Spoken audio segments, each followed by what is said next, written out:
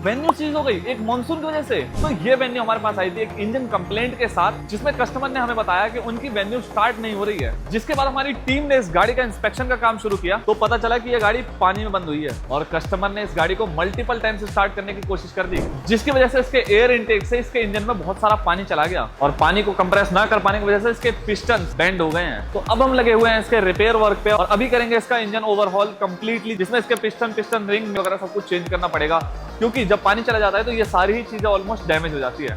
तो इसका कोई फिक्स तो हम तुरंत कर देंगे। आप मुझे कमेंट करके जरूर बताना कि जब आपकी गाड़ी पानी में बंद होती है तो आप सबसे पहले क्या करते हो।